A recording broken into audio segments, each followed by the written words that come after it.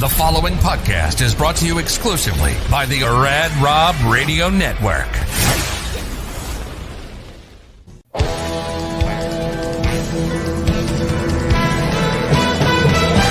Welcome to Straight Up 5 with Johnny Petraglia Jr. This podcast is hard-hitting, in-depth, cutting-edge look into the sport of bowling. You will get unfettered access into the mind of one of the most gifted bowlers of this generation, who just happens to be the son of a living legend. So, without further ado, let's introduce you to the host of the show, Rad Rob Francois, Dr. Ocho, and the incomparable Johnny Petraglia Jr.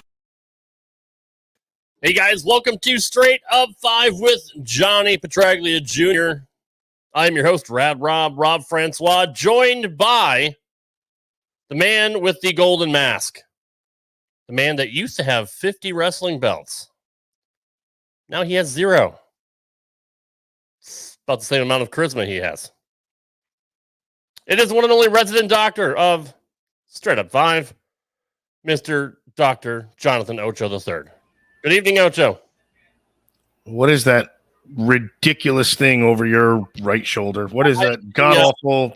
I'm the 2-time EFFL fantasy football champion. I wanted to... Are you sure it doesn't mean awful and it's not EFFL? Maybe you don't know your letters right. You are the 2-time awful champion. That's correct.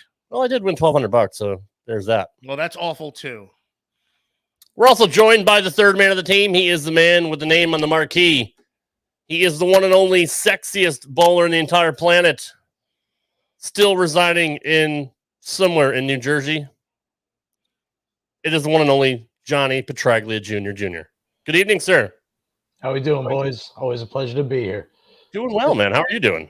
I'm doing good. Still currently down in Jackson with mom and dad. Probably be here for a couple more weeks and then make some decisions from there. But it's been a nice ride. Really enjoying being home. It's been some impeccable weather since I got here. I mean, legit, I've only seen rain once, and that's unheard of. I mean, it's must be in some kind of a drought here or something. But either way, life's good here. Everything is good, and it's good to be back. You know what sucks about Facebook? Well, I mean, besides everything. Oh.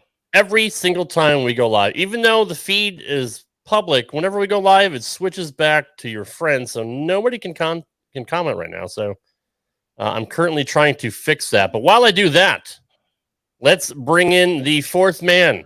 He is our special guest this week from the Bohn Zano Zone podcast. He is the second sexiest man here on the podcast. He's also the reigning World Wrestling Federation Intercontinental Champion. He is the one and only Big Daddy Mike Val. Good evening, sir. And you're muted. He's not muted. His mic isn't working, but I'm going to read lips. He said, I can't believe I just had this belt over my shoulder. I don't know why I'm doing this.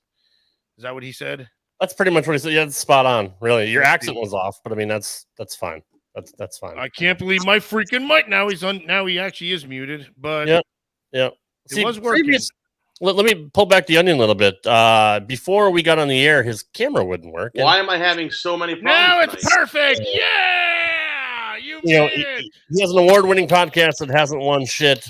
But what's going on, Mike? Can you hear me now? We can hear you now. Yes, absolutely. I can't hear any of you guys. That's the problem. Oh, I can't hear a word out of anybody's mouth. Nothing, huh? Well, here we go. Hieroglyphic. We hear you. I can hear you. The champ is here. I can hear you too. Can you hear me? Can you hear Hello, me now? everybody. I can hear you now. Hopefully, you guys can post in the chat now, and then I fixed the privacy settings on Johnny's Facebook page. But Yeah, we're, Mike, we're professionals. Jesus, Mike, it's good to have you here, buddy. It's Thanks, always Robert. fun. Thank It's you. always fun to see you. I love your belt collection. Thank you very much. And one of these days, I'm going to come over your house and steal every single one of them. You can come on over. We don't steal. We permanently borrow things in the Bohn Zano house. All right. I borrowed I don't even know what the fuck it's called. It's something to grab the weeds. It's called a claw. To take weeds out of your yard from my old neighbor, and never brought it back. That was like 10 years ago. Hopefully he's not watching this. But Do you still have it?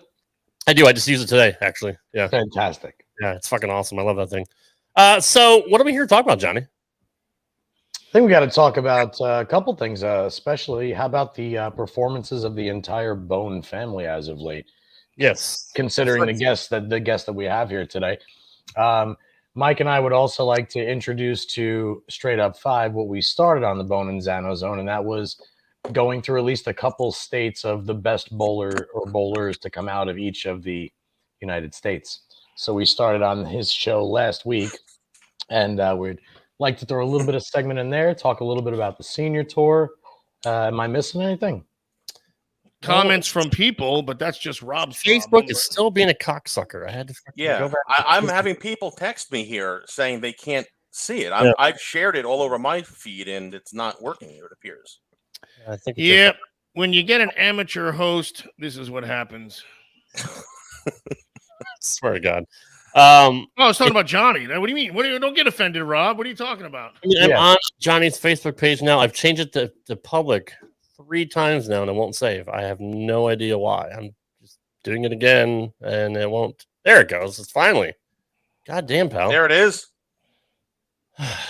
You gotta love technology. Hey, that wasn't my fault. That's Facebook being an asshole. Hey, welcome. Hello. You fixed it in less than a minute. Chris Wilson, Derek Mashad, Buddy Stevens, Stephanie. What's up, Steph? Adam. Where's all the Ocho guys? Yeah. What's going on? I'm glad you guys can see us and hear us now. What the hell, dude? This Maersk Sealand. Facebook is a pile of shit. Do you want to do the opening again, or you want to just fucking? Well, why don't we do the? You want to do the opening again? Everybody missed the introduction. No, he's here. He's the guy with the belt. The other guy with the belt. I'm the cool guy. Johnny's the guy that everybody knows. Let's go. You're wearing the mask. I got the backwards hat, so it's all good. All right, hold on. I'm moving Mike over here. Mike, you're the new host for tonight. So, Jesus, set us up. Let everybody know the amazing talent of the Bohn family in the last week. Unbelievable. I mean, just let's start at the top with Dad, right? So, Johnny, this was title number 80 for Parker, right? Sure was. Wait, 80? 80. What does this entail? We're talking about the total aggregate titles from the regular tour, the senior tour, and regional tour. And okay. All right, yeah, that does make sense. That makes sense. Holy balls. So I guess the phrase "winning never gets old" is a very popular thing in the Bohn house. And how about him having an Ocho plus a 0 win total to sign? Such an asshole. I never thought of it that way, Johnny. Straight facts. It's Parker's 3rd win this year and 2nd major on the PBA 50 tour. That's he's off to a fantastic start. Parker Player of the Year, Johnny. 100%. This senior swing looks like the 1999 season where he made 11 out of 24 telecasts. He's got it again. He's never lost it, but he's really, really got it right now. And I think a lot of it is attributed to, the new facility alone and the amount that his kids are doing for the sport and what's going on. So either way you look at it, this is definitely a Player of the Year, seemingly heading Parker's way, 100%. Which child do you want to talk about first? I was gonna say me. Go ahead, Rob. No, you're the man. It's your show. I was gonna say. I've been getting my ass kicked by Bones and Barnes for my whole life. I may as well keep the trend going. So to watch Justin Bohn bowl against Ryan Barnes and just watching those makes me feel really bad about myself. Like I can't. I'm having a hard time actually putting my shoes on when I watch these two kids bowl. It's ridiculous. But anyway, that one was pretty big to me because while I've been home, I've been helping out working at Rev Rates at the Russo and Bones facility inside Howell Lanes. So it's pretty cool to not only see Justin and talk to him like just a few days prior to leaving for Junior Gold with Leslie and the whole family and Brandon, but seeing him and listening to what he's got to be doing and where he's got to go and what car has to be parked here so he can make it to this stop and then to go out and actually win it. It was, it's like, let's get ready for another 30 years of awesomeness from the family. Just talking about Justin, haven't even gotten to Brandon, but that's kind of where I'm starting with Justin. It's cool to watch. I bowled the USBCs with Justin last month, and he absolutely whacked them out there. He whacked them. He bowled the tat. I mean, he made mortgage payments for that whole week he was in Las Vegas with us. He did phenomenal things. It was stupid to watch. It was a kiss from an artist. He was fantastic. He was unbelievable. Yeah. And then Brandon, I mean, just watching Brandon, I mean, what's scarier than Parker Bohn? How about Parker Bohn with hand? With more speed and revs than Jason Couch, who can also play dead straight up the rail. I mean, that's about the scariest combo I could possibly think of. Brandon is Parker's style with Couch's hand. That's the best way to describe it. Yeah. He's a hybrid of the like two of the best ones, and it's absolutely crazy to me that both of those kids won their respective divisions in the same. And while their dad is on like he's had so many big tears, but one of the biggest tears of his bowling career with what's happening on the senior tour. I mean, we know he's got the 3 wins at 2 majors, but I think he's made the ladder at least 5 or 6 times, Rob? Yeah, that's correct. Yeah. So look, his daughter's fantastic too. I mean, she came close to winning as well. So I mean, it is the first family of bowling right now. It's very safe to say that they are leading the pack when it comes to not only just class acts, but I mean true prodigies. From their dad. It's great. So Johnny, I was thinking about this earlier today before, like in the afternoon. So when you think of like the bowling families throughout the years, right? Obviously, the Weber name is on the top of the list, right? Sure. Right? Does the Bohn family, will they take that over in time? Do I think the Bohn family will eclipse the amount of titles the Weber family? Yes. Collectively, all 3 of them? Collectively, all 3, if the 2 boys decide they're going to go bowl on tour professionally. And we're talking about national, senior, and regional titles? Everything. Well, titles is one thing, but I mean, a perspective is another, because again, what the Webers did obviously is started bowling really, and then they were the first. I get what you're saying, Mike. How would they take it over? Would it just be titles, or would it be like ambassadors and like greater effect? And I mean, you almost have like this collective thing of what would constitute the this title, the family of, you know what I'm saying? Like, Parker is one of the greatest ambassadors ever. We all know for that. sure. So that's probably he wins like the gentlemanly award every year or something like that. Like the guy doesn't even want to shake your hand too hard. He's so nice. 4 times Steve Nagy Sportsmanship Award. Yes, you are correct. Yeah. Very good, Ocho. Good job. Someone wrote like the Bones are going to have a lot of titties soon. Did I read that right? Titles. That's titles, Mr. Conrad, not titties. I thought finally we had something going in this show. All right, Rob, put the belt down. I'm going to put the belt down. It's getting a little heavy too. It was getting heavy. I'll take famous belt down. Sounds like you guys. I'll take famous titties for 1,000. That's where I stole it from. Take the rapist for 500. Love that. All right, so here's what I was trying to decipher when I asked the question. So, how many titles do the Webers have combined? All right, we'll figure pizza at 100 already. Pizza, I was going to say pizza around 100. Pizza at 100. Dick was had 26 national. How many senior wins? I got to check that. I don't know. You know what? I have that. Let's assume it's around 140. With if you include all of Dick Weber's wins. Yeah. I think it's around there. because he had to have, I would assume, at least 15 regional titles. I'm looking that up now. I have a thing from the thing that we're working on. I have the list, so I'm going to pull that up. If the number is, while Mike's looking that up, if the number is 140 and Parker's got 80 and the kids have 0 right now, that means between the two of them, they'd have to win 60 championships throughout the duration of the rest of their bowling careers. Right. Provided that they have the longevity that their father has, and if the PBA is still around, in 30, 40 years. I didn't want to say that, but that's one of the issues. Let's say it is. The other thing you have to consider is during the years that Dick and Pete were out there, the tour was a lot longer. They had 30-something weeks to play on, right? Or maybe 28, 30 weeks or so, whereas now it's... Yeah, I mean, the fall tour was 18 to 20. Yeah, there was about 36 weeks a year the guys were out bowling. Are we counting regionals, too, if they decide to do any regional championships or regional tournaments? Okay. Yeah, I think that's... Right. Yeah, totally. If you're going to do now, it, then yeah. Were there regionals when Dick Weber was bowling? Is that a disadvantage for him? I don't know. The regionals started in the 70s. PBA regionals started in the 70s. So yeah. All right. I mean, if you wanted to narrow it down and condense it, and make it just a little bit simpler, and you wanted to go with just national PBA titles, what's Pete got? 30?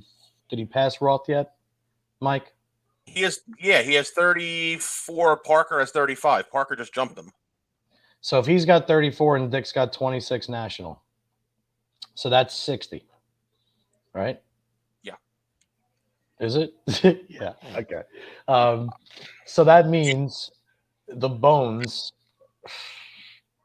Shit. I'm doing just the kids compared to Dick and Pete. I'm forgetting that there's 3, so you'd have to do them all collectively, unless you took just Parker's 35. So let's say that, yeah. So the 60. Good. This became a complicated question. Holy shit. Only because of the math. The math was the only thing that stumped this question. Not the ready for this? Not the variables. Yeah, go. Dick Weber won his first regional in 1974. Okay. He won his last one in 2004. He has a total of 12 regional titles in his career. Dick? Okay. How many senior titles? That I don't have that. I have the regional title list, so we can figure that out. Okay, so if he's got 26 national titles and 12 regionals, that's 38. 38. Add that to Pete's 100. So it's right around 140. Adam's exactly right. Yes, 100%. Yes. Look at these freaking jabonis that I got to do a show with. I could be watching the Yankee game. So right. It doesn't matter how many strikes you need from the fourth. Troy, welcome in, Troy. For those of you listening on audio, Adam Gretzky says, you guys know how many strikes you need from the fourth frame to shoot 245, but can't add. That's right. So yes, that's we absolutely 1,000%. So we're pathetic. Do we know how many regional titles that Pete has? Yeah, I can get that for you. He's got a bunch. He's got at least 25. I mean, if they're PBA sanctioned, I would include them on the list for sure, because the kids, you never know, they might not be ready for the top level and maybe want to go on the regional tour for a little while just to kind of get the PBA feel. Pete Weber has a total of 56 regional titles. God damn, pal. 56. Right. Game over. I don't know. That's a lot, but it's there's an extra bone. So even with your guys' bad math, there's a climb ahead. No, so sure. So Johnny, who else? The other families that I thought of today: the Webers. I think the Johnsons. I think the Bones would jump the Johnsons in that. That's just a bad sentence. That's a bad sentence. The Bones for Facebook. Are you kidding me? Be more specific, would you? The Bones can definitely don't jump the Johnsons. No. Because Don Johnson only had 26. I believe Jimmy only had 1. Hey, they do work hand in hand. And then who else is there? The McCunes. Yeah. And who else? That's the only one I thought of. I hope no one named Lipschitz has a family on bowling. Jesus, we're gonna have a fucking bad time with this. The troops. Yeah, troops. That's what. And Guppy has like 50 regional titles. Yeah, and 8 national. 8 national titles. And he's a couple senior titles. I don't think he ever won a senior title, right? I don't know. No. By the way, shout out to Charlie Tapp, who's usually watching the show, but he was, as I watched this morning, in the cut. Yeah, Tapp got some extra bowling. Yep. So he's shooting really well. Wait, we're giving him a pass for missing the show because he's in a tournament. Like this Yes. is Yeah, absolutely. damn it. He's the What? top. These people need to show their loyalty a little better here. Tomorrow, as we're recording, is the last day. So hopefully he makes a step higher. Just so our sponsors can buy us some freaking calculators for these freaking morons. He's sponsored by Casio. I love it, dude. That's right on point. I am the perfect fourth wheel for you guys. You really are. You absolutely are. And you are supposed to be on our retro show. We're just dicks. We haven't invited you yet, but we're working on it. We're working on it. I understand, guys. Yeah, we always have computer problems. So it's his idea, and he hasn't been on a single show. I'm just waiting for him to finish his league in May, and then we're all good. Yeah, and Rob, just email me when I'm done in May. It's July 26th. I'm such an asshole. Joe will tell you I'm the worst host in the history of. No, I don't have to tell you. Anybody who listens to the show will tell you. That's fair. No, that's fair. Traber Brothers have a ton of regional titles as well. They sure do.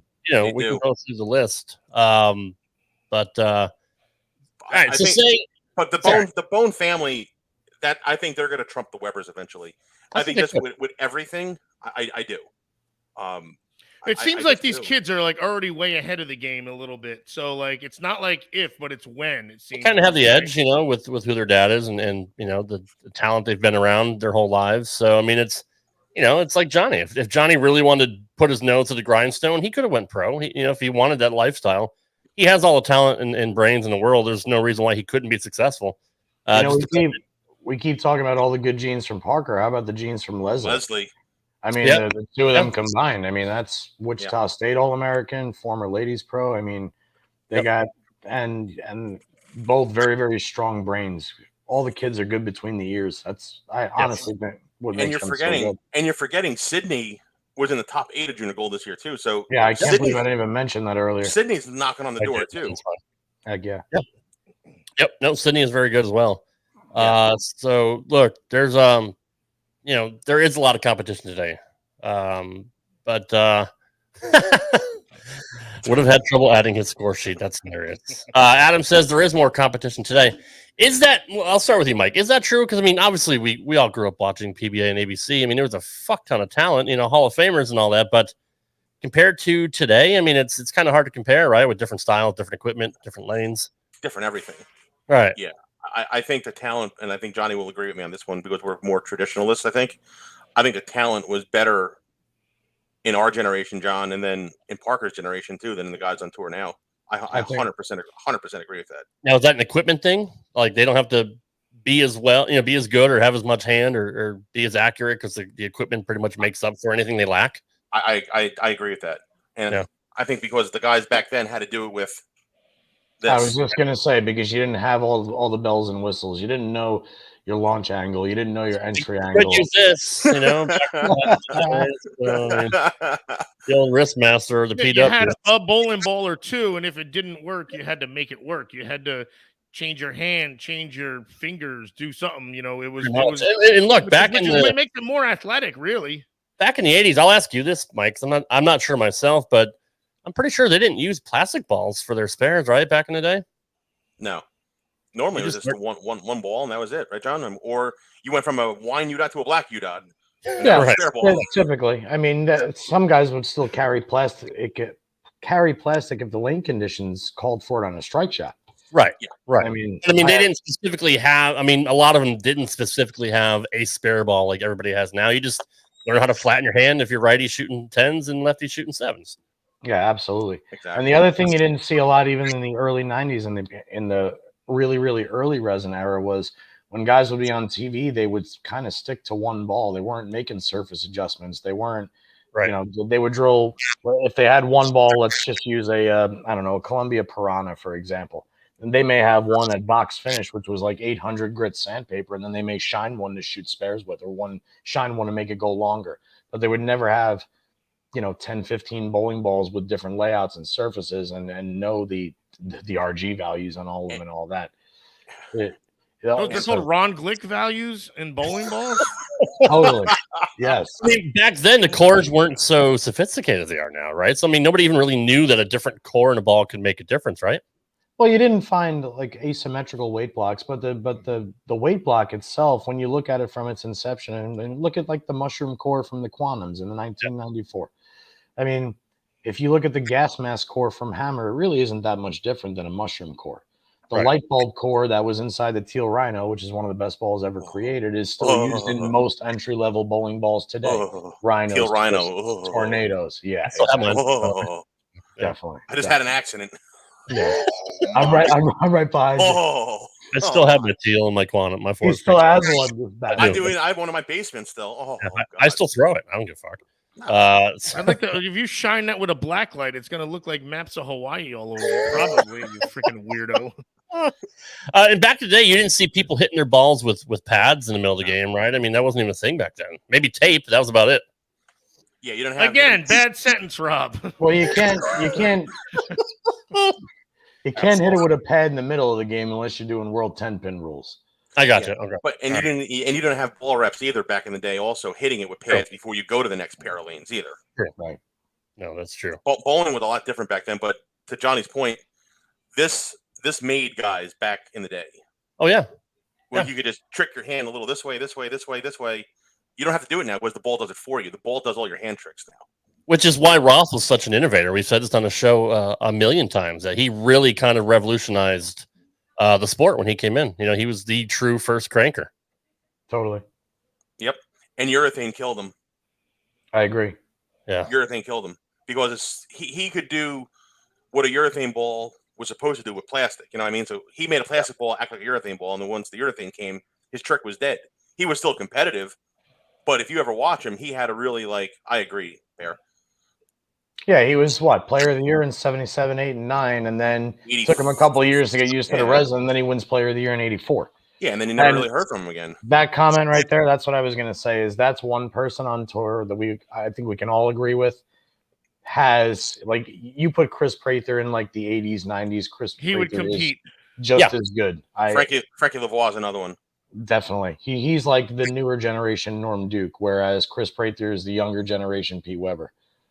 And the only thing now we actually see it because on a show we'll see Prather throw one game at 18 miles per hour, and the next game he goes 30 boards left and throws it 13 miles per hour or something. Mm-hmm. So you can actually see it you see the actual change that he makes rather than just following the ball hitting the pocket where they make it look easy, but we can now see the differences that are made shot per shot. So it's a full-on effect where we don't know even if the guy's tilting his hand this way or this way. We see it now with the rev rate and the speed and all that, though, at least. You know what's funny is sorry, before we get to what JD said, Nelson Burton would even explain how great somebody's release was, or they would slow-mo what they do at the foul line, and he'd show great knee bend, great release, and he would kind of break down their style and let everybody know what kind of a bowler they are. You don't even get that today from your commentators. No, not at all. JD says art of tricking a ball with your hand is gone. Now just switch balls till one works. Look, you can go on the ABC groups, or the Hammer groups on Facebook and see everyone's arsenals. That the word arsenal wasn't even a fucking thing back in the day. It's just here's my, like I said, here's my black U dot, and here's my wine U dot, and here's my here's my plastic ball. Here's my white dot. That comment from JD that kind of proves our point because he's from Mike and I's generation, and he's arguably one of the best at manipulating ball roll with his hand. It was what made him so good, at least when I was growing up. I mean, watching Mike, I have a different opinion, but yeah, it's annoying to that generation to now enter a new generation where you're forced to basically unlearn everything that you learned. It was the same thing that happened when the lefties that hooked it weren't all of a sudden not allowed to hook it anymore, and they had to throw it dead straight. Sorry, Johnny. I'm sorry to interrupt you. We've had this similar conversation before where, we say, would today's bowlers be able to compete back in that day, or would the bowlers in the past be better today than they were in the past? We've seen guys like obviously Pete and Norm and Parker and Walter Ray, able to compete in this day and age. But again, I'll ask Mike because he wasn't part of this conversation. Could you take the guys from today, and we'll exclude the two-handers, put them back in that crowd in the 80s and compete with them? Bye-bye. No chance. I think Johnny disagreed with that originally. I like, in other words, I disagree in the respect, and I want to know why. Well, okay. I think that somebody, if we're taking the traditionalists, I think that Chris Prather and Frankie Lavoie, like we just said, and I mean, Tommy Jones has already proven it, but I'm trying to think of AJ Johnson. I think AJ, I was going to say AJ, yeah. EJ Tackett. I think those guys like that would be pretty good in any era. I think the best bowlers in the world will always be the best bowlers in the world, and I think if you move them around generationally, that there would be certain ones that would do better and certain would do less. But what do you don't think like an EJ Tackett in his prime is as good as, say, like a Steve Hoskins in his prime with throwing Triton Heats in 1995? I think EJ's probably a little more talented. I'll give you that one. But see if you'll agree with me on this one. The guys that bowl now, right?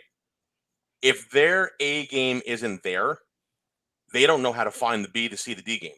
They don't. They have a real hard time finding it. Guys back in the 90s, like Voss, Houston, Ferraro, those guys, if their A game wasn't there, they still got to the pay window with their D game because they were that good. True. And that's why I say that. And that is not a knock at anybody on tour. But I'm going to use Butters for the example. He's the perfect example. When he doesn't have it, he looks like a lost dog. When Parker doesn't have it, he's always going to find a way to grind it out and get a check. Albie was the same way. Yeah. Cook was the same way. PA was the same way. So that's why I say if they're the guys now, if they don't have their A game, see ya. Okay, I respect that. I agree with that. But the other thing about today's game is the guys have to also go through 7-8 different bowling balls, which takes 3 or 4 games to even do. And then by the time they do find it, they're probably so far behind that they're like, screw it, I'll bag it in. I'll get back next week too. See, that's what Mike's saying though, is that's the move of this generation. The generation today does not know how to manage lane play because they have so many tools at their disposal. Too many options. I'll give you a better one, John. How about this? How many times do you see a guy now on TV, flat 10, and they're running in the back of their ball rep? What do I do? Like, I almost waited a frame too long. Yeah, why can't you see the move on your own? Like, you're that good. How can't you see the move on your own? You never saw a guy back in the 90s, 80s and 90s, or even 2000s, flat 10, running to a ball rep. That wasn't allowed back then. It's like they don't know how to bowl to an extent. You know what I mean? That's why I say the talent's much, much stronger 20 years ago, 30 years ago. That's a mental thing too, more than anything. That's being mentally strong, and that's having a championship mentality of being able to figure it out rather than, I guess, hoping someone else can figure it out for you, which that's even a different topic, I feel like. Well, this is a great comment from Josh Gersten. He says the best in any sport isn't normally the best technical in the sport. It usually comes down to the most athletic ability with good technique on top. We can say that about Michael Jordan, LeBron James. They're not as technically proficient as, say, John Stockton was or Steve Kerr, as shooters, but they make up for it with their athletic ability, being able to, make people, miss and break their ankles and shit like that. I mean, you can say the same with baseball. Big Papi didn't have the most beautiful swing in the world, but I mean, he was fucking clutch when it came down to it. I mean, the cream of the crop usually rises to the top. That's a Randy Savage line. Oh yeah. So if you want to say, or can we say Parker, Walter, Norm, and Pete Weber, were they just the best of their generation because they could actually compete and be winners in both eras? In both eras, in all 4 eras. Well, you know what I mean, right? Yeah. That's how I've always measured greatness. That's why I consider Pete Weber the best talent of all time. Natural talent. And 34 titles, 10 with plastic, 10 with urethane, 10 with, modern game with resin. And he struggled a ton when resin came out. He did, yeah. Yeah. In 1994, it was like when those piranhas first came out. It was the first time he made a little charge. 93 was wretched for him. Trying to work into those. Remember that light blue piranha? The power torque. And the power torque, that green thing. Oh yeah. Oh yeah. So how's your dad that- to adjust, Johnny? I mean, he's been around a long time. He's seen it all and done it all, and still, competing at a high level when he wants to. He's always, although like visibly angry about having to evolve, he's always done it. Yeah. It's reached a point now that the age is affecting it more so than anything else, because the body just doesn't operate at that level. Right. Once you're 3/4 of a century. But he's still got it though. He's still trying to test out balls, drill balls. He goes down there and he gets at least his legs under him. But I mean, he's watching more and more and understanding more and more that the move on the left side of the lane is much closer to you.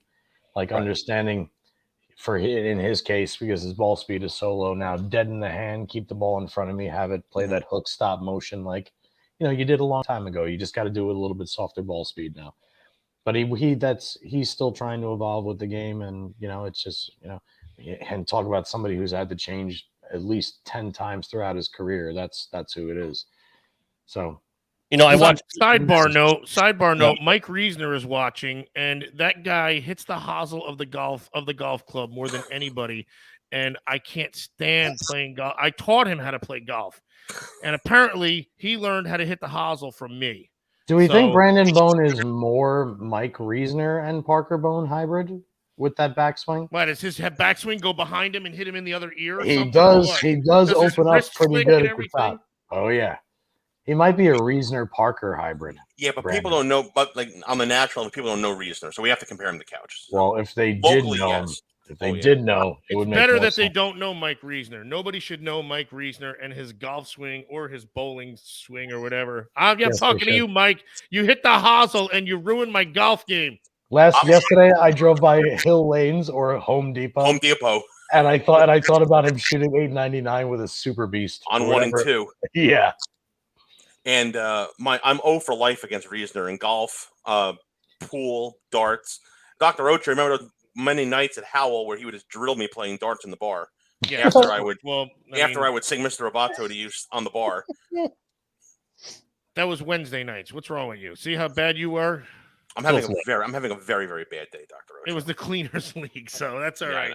That's all right. But I mean, you were good because it boosted his self-esteem. I think he needed it. I was watching Pete Weber bowl the other day in the South Shore Open that's still going on right now. And I think he had the first 9 or the first 11. I forgot what it was, but he's still burying the ball, and his style has changed a little. He doesn't have a deep knee bend anymore, but he's still able to get enough, speed and power on the ball. What do you attribute that to, Mike? Age. He's still able to adjust, though, right, and not have the same mechanics, but still have the same results. Yeah. Well, Johnny, look at Parker. He's nowhere. They weigh the same they weighed freaking 30 years ago, too. So that helps, man. It's not like they gained 50 pounds of freaking ocho-ness.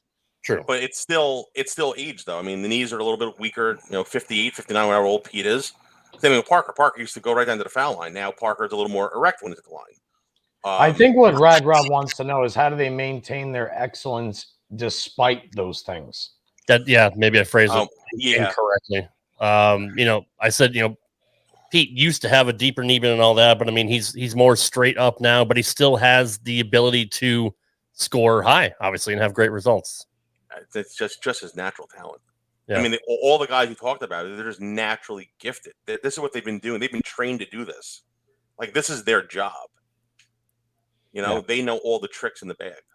That's why a lot of the kids and younger guys on tour just couldn't do that. That's got to be true because think about it. They've done it so often that their mechanics are so ingrained that it's a little tweak here and there at that point. I mean, Pete could mimic his bowling motion in his sleep if he wanted to. He's thrown 5 million bowling balls, and they all look pretty much the same. There's probably a range of about between when he was 18, he's a foot higher to where he's 60, and it's a foot lower.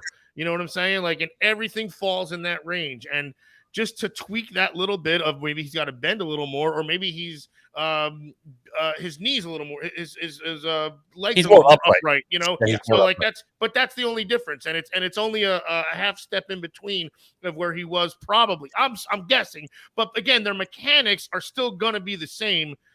It's the little variables where they'd have to tweak, really. That's like Dad, John. Yeah, and then the other thing I would say for Pete is, as he's gotten older, the backswing's gotten lower. So if the knee bend goes higher, Pete's still only 5'6.5". So he's still relatively close. Like he's pretty low at the foul line anyway. And now in his older age, he's just kind of leveled out the backswing to match. The feet can still stay relatively quick, especially because he's got slide soles on both feet. And probably the knee bend, he can deal with less of the knee bend because now the only thing he's got to do is just lessen how much he touches it at the bottom and just kind of float it even more because it kind of makes up for it. Well, then what has your dad done to adjust? Sorry, Mike. You know, truth be told, he still tries to throw it the way that he did 30 years ago. He what happens with him is his knees have gotten so bad that knee bend is like non-existent with him now. So what happens is, because he's forced to use a lot of upper body and the strength is lessening there, he thumbs down a lot of shots, almost chicken wings a lot of shots, shortcuts it. But what he's trying to do is he's been experimenting with different wrist devices because he can still wear wrist devices on the senior tour. Right. So what that's doing is it's allowing him to clear the ball a little bit better and get it to skate off his hand more, so he doesn't have to be frustrated about the ball speed going down so much. So that's, I guess, what he's working on now. And some new shoes and drilling some new balls with some newer age that are designed to work on the patterns he's bowling on. Does he have any input with Brunswick Creative as to developing new bowling balls, or does he just kind of just test out whatever they put out? If he does, he would probably just like drop a line here and there. Hey, maybe you should match this weight block with this cover because this would make this ball do really well. Other than that, no. I didn't know how actively he was involved, in that process. Was he ever back in the day? Like, was he hands-on when it came to developing, bowling balls or anything like that? Nope. Gotcha. Nope. He's always just thrown them. Yeah, and better than anybody else too. Throws them well. Right. Yeah, absolutely. Anything else you guys want to touch on here? We got about 15 minutes left. If you guys have any questions in the chat, you can obviously ask any of us. Don't ask Ocho because he's too smart. We don't want him to outshine the rest of us. Jabrones. It doesn't take much either. So the no, bar was set low. It really doesn't. Chris Wilson says, "I wish I had the chance to meet your dad." Yeah, I mean, don't we all? Right? I mean, he's a legend. He's the best. I wish I knew who he was. Well, he's still around, so that's still a right. don't possibility. Yeah, don't what kind of bad juju is that? Don't you put that on me, Ricky Bobby? Hang on, let me go check on him. I want to make a statement here. I see a guy in the chat that says, "Johnny, your father is always a pleasure to be around." Okay, you see that? I want to make a prediction right now, and John, you may agree with me on this. Troy Lint will win on the National PBA 50 Tour very, very soon. 100% he will win. Definitely. Troy, I know I owe you $100, Troy. Don't worry about this, I'll have it. But Troy Lint will win a national senior title very, very soon. I'll back it up for you. Yeah, absolutely. Definitely. If he a whole swing this year rather than just the few select events that he bowled at the beginning of it, he would have already won. Yeah. He made a show in the Villages. And John, your father loves Troy's game. Oh yeah. It's hard not to. I love his grip. I love that he still uses razor sharp ovaled out fingers with no grips. It's badass to me. It makes a man, I think. That's a man's game. That's like using skin bracer, isn't it? It's like shaving with no shaving cream. Tony, I like Tony's parlay. It'll be with a purple hammer. I do agree with that one too. Really? So does Troy. Troy agrees with that one. JD says Troy Lint has the best headbutt on the East Coast. Don't ask.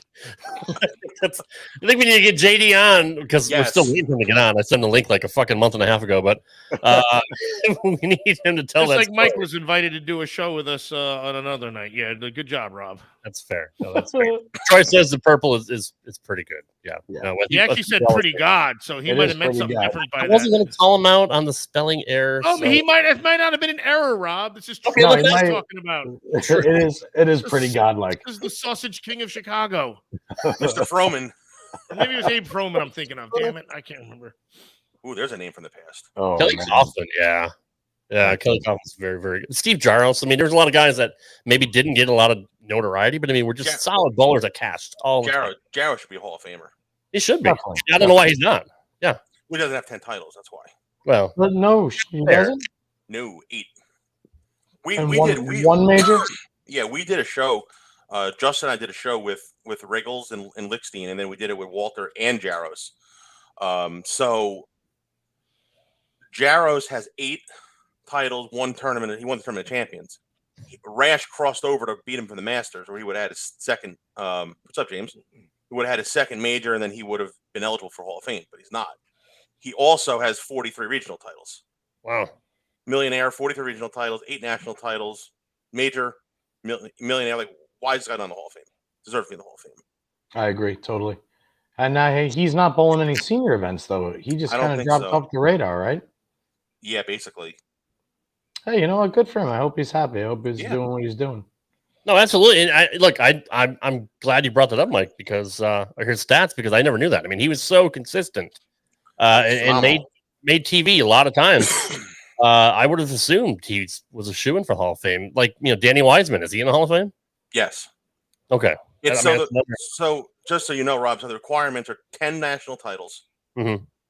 or under that with 2 majors. I believe it's 5 and 2 majors, Johnny. I think it is. It's 2 majors is the other one. Correct. So like Prather is eligible for the Hall of Fame right now with 2 majors. Frankie Lavoie is eligible with 2 majors. Thank you, Mike. Thank you, Mike. Fair. Appreciate that. John Sprone's in the house. What's up, Johnny? Yeah. So, all right. As we wrap it up here, Mike, do you have a list off the top of your head of who's not in a Hall of Fame that should be? Ryan Schaefer. Ocho, shut the fuck up. Ocho. Ryan Schaefer. Ocho's in a different Hall of Fame, and you don't ever want to be in it. If I had to give you 3 guys, you want 3 guys, Rob? Yeah. Ryan Schaefer, Steve Jaros, and toss up between Guppy and Hugh Miller, Johnny. I think I would lean more to Hugh Miller. I'll tell you why. Okay. What does he have, 6 or 7 titles? I Something like believe that? so, yes. Definitely Yes. at least 6. He has 40 regular regional titles, 10 senior regional titles, and about 4 or 5 super senior regional titles. How is that guy not a Hall of Famer?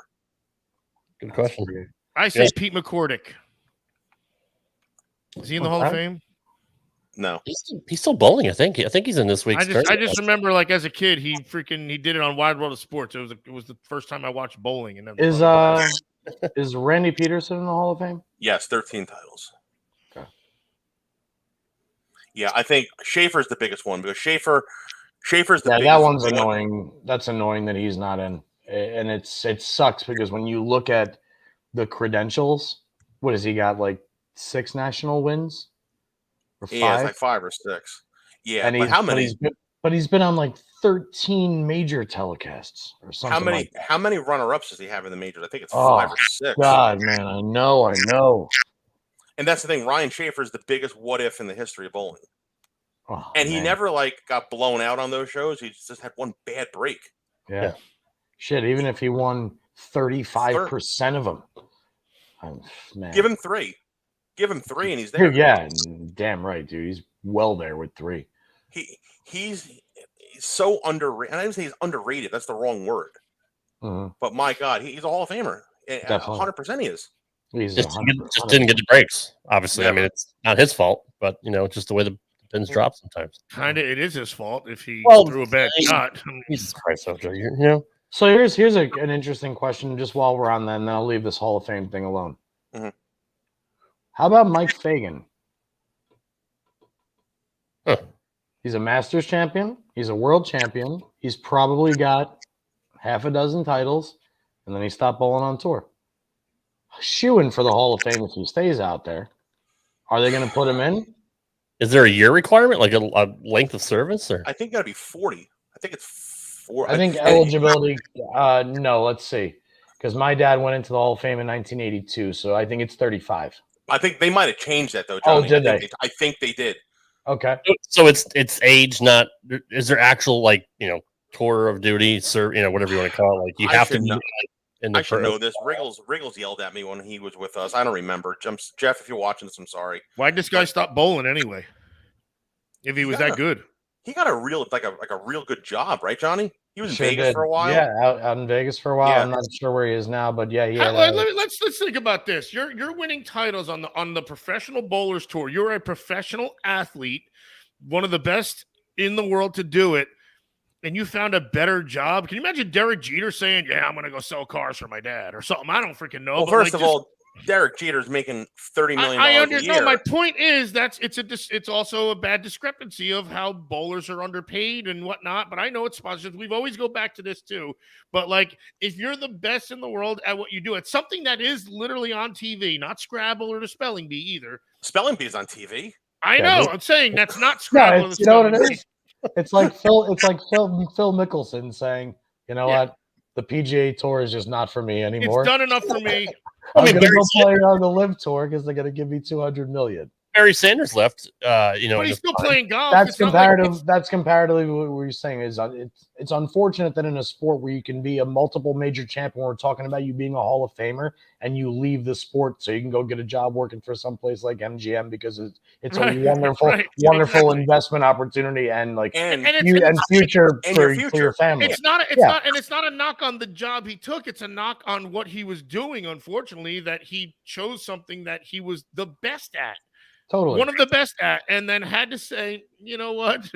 I want to put food on my table. I don't know. I'm kidding about that. I'm sure he was okay with it. Because I know, but like, there's a big discrepancy in what other sports make golf bowl, between golf and bowling. And we talked about it, about how in 1971, when JP Sr. led the tour in earnings, and it was only like about a third less of what Johnny Miller earned in PGA. I guarantee that ratio ain't 1/3 anymore. No, you know what I'm saying? 3 to 1. Now it's like 200 to 1. Yeah, or 300 to 1. Anyway. But anyway, I just throw that in there just to be a dick because it's this giant big riffle bat is probably what ruined everything in this outshot. So it made sense. It's a nice mess too. It is. It's the best in the business. I think it's the only in the business, but still, yeah. That's right. We got about 7 minutes left or so. Mike, do you want to plug your podcast, obviously, and anything else you want to? How about your equipment guy?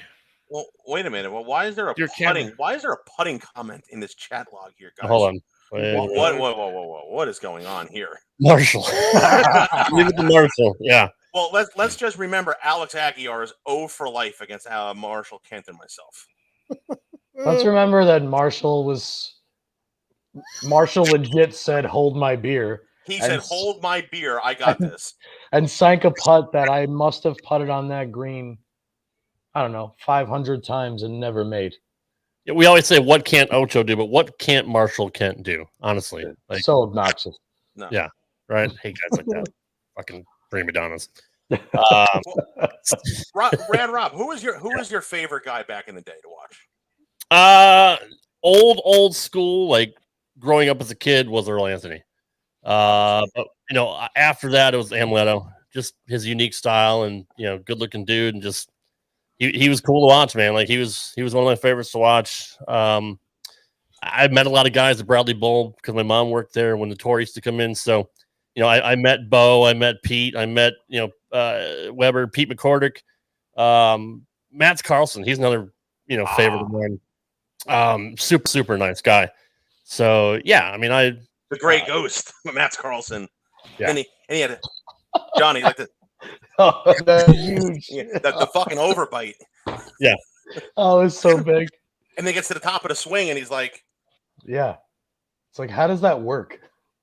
First international guy to win a title. Uh-huh. Was he really? I didn't know that. Yeah. Yes. First one. Then it was Amleto. Going into the 90s, since I'm a lefty, Jason Couch, was my guy. I love Ricky Ward as well. In fact, I have Ricky Ward Steel Rhino Pro. Does he The still bowl? Bulldog. I don't know. I haven't Yeah, seen him in minute. forever. You know who? I'm just gonna say this. Watching Earl Anthony puts me to sleep. Always has. Is that horrible? Play Flappy Birds. Well, I mean, was that because he was just so smooth? I mean, what's Like I appreciate what he did, but like the same way I appreciate Bob Ross painting. Like I'll watch what Bob Ross is doing because he's awesome at landscapes.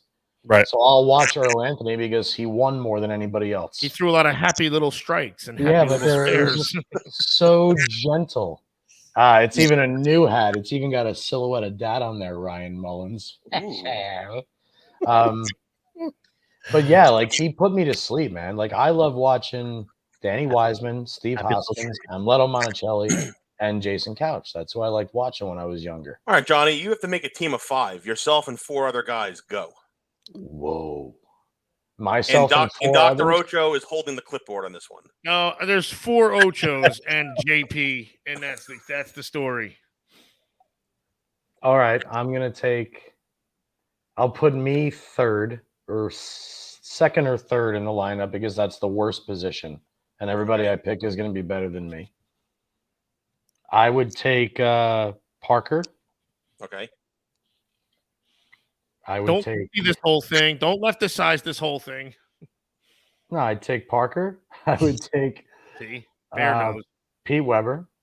Okay. I would take Parker, Pete. 2 more. We're back in the math thing. I just want to make sure you knew there was 2 more. So I'm going to take Steve Hoskins. Wow. And I'm going to take Chris Praser. Pete, Parker, Hoskins. Who else do I want? And I would take I'm going to take Amleto. It's objective. It's an opinion. It's how do you get the wrong answer? Absolutely. I meant opinion. Shut up, Rob. Damn it. How do you not put Belmo in that? You said he's the greatest bowler of all time. He's thinking old people. He's thinking older folks. I kind of was. Mike just said, it could have been JD. It could have been fucking Glick. Could have been anybody. Oh, we're talking about old school pros. That would be my old school pros. Okay. I would still take me and JD and Mike Newman and Tim Mack and Rick Miller anywhere. I mean, just to name a few. Ocho would have to be the coach because we're all going to run into problems. The life coach. Yeah. Bail us and out, bodyguard. I might even take Bear. There you go. Yeah. What about you, Mike? Who would you take? What era are we doing this from? I don't want to offend the fine doctor again. That's true. All right. Well, fine. We'll stick I'm with ageless and timeless, so I flow like pre 2000. So you want to go from like the 80s and the 90s? Sure. So myself, I will take Voss. I would take Walter, Norman, and the guy on the bottom, no questions asked, throwing the ball for the money, Mike Albee. Nice. Yeah. You're such a dick. It's just because he's a guest. Why am I? Don't kiss his ass. I deliberately tried to leave some of the legends off of my team to give it a level pair. Thank God I've been singing the world is out to get you. Now, look, Johnny, how about this one? How about we ask the fine doctor in the corner, Dr. Ocho, who is your all-time Cleaners Warehouse League member team? Yeah, we got 13 seconds. Go ahead, Ocho. 13 seconds. Go ahead, Ocho. Me, Reasoner, Glick, John L, Jordan Marangelli. No, come on. And Neil. Wait, I got 1. Oh, 4. And Neil Feingold as the anchor. I love it. That's good stuff. Mike, where can we find you? Ocho, you're done. Where can we find you on social media? And please plug your podcast. Tuesdays, Bohn Zano Zone on Facebook, on YouTube. We're there. 7 o'clock on Tuesday nights. Johnny is still going to be with me for at least another couple weeks till Justin is. Oh my Lord, look at that thing. Still has the tag on it. Look at That's this a thing. great hat. Your dad has everything. And Mike Val on Facebook. You find me there. I share all the social media, so look us up. Hey, what's your Twitter handle? Oh, you don't have one. I do not have a Twitter. I do not have a Twitter handle. Fred, you finally showed up here in the last 30 seconds of the show. Good to see you, buddy. Missed you, bro. See you next week. Ocho, what's your Twitter handle? Better than Mike's, though. That is his Twitter handle. Better than Mike. It should be. You should change it now. Is that at the DR Ocho? Johnny P, what you got? At JPJR07. And I am at Rad Rob Gaming, literally everywhere. Podcast, bowling, you name it. Instagram, Twitter, MySpace, your space, everybody's space. Hey, you guys getting Commodore 64 has a Twitter handle too, even. Real quick, you guys getting excited for football season? Training camps are starting. No. Johnny, I'm too into the Mets right now. It's 2-2 right now. It's 2-2, Johnny. The Yankees just tied. Oh, it was 2-0 when we started. Come on. Mike got the magic number today. What'd you say, 67? 62 is the magic number for the Mets right now. Come on, let's go. Once they're done making my life a living hell, then I'll root for the Jets. Glaber with a 2-run homer, by the way, JP, just to let you know. Yeah, it's Glaber Day. Glaber Day. Very much. The Sox suck, so my baseball season's over. I'm looking forward to football. That's football. They blow up that miserable fucking team that they got going on right now because after losing Toronto to 29-5 or some bullshit like that, it was a fucking football score. It's a regular day losing in Fenway or losing in Bostonville. You're fine. I heard if they weren't stacked enough, Julio Jones signed with the Bucks yesterday. So yep. Old TB is going to have another championship this year. I'm Tuberculosis has another championship. Yep, that'll be his 8th ring already. So can you believe? I saw it real quick. Funny stat I saw the other day. Christ. We only have 13 seconds left. We do have 13 seconds left. Megatron went through high school, college, played 9 seasons in the NFL, went into the Hall of Fame, all within Tom Brady's career, and Tom is still playing. That is a ridiculous stat. It's amazing what the man's, and I'm just obviously I'm a fan. You're just man crushing big time. Of course, no. I over under. What week is Rob Gronkowski back playing for Tampa Bay? I say week 6. No, he's gonna. You have to. He might go. It's got to be after week 8 because they might do some physically unable to perform thing if he does want to come out. No, that's true. So that's maybe it's week 8.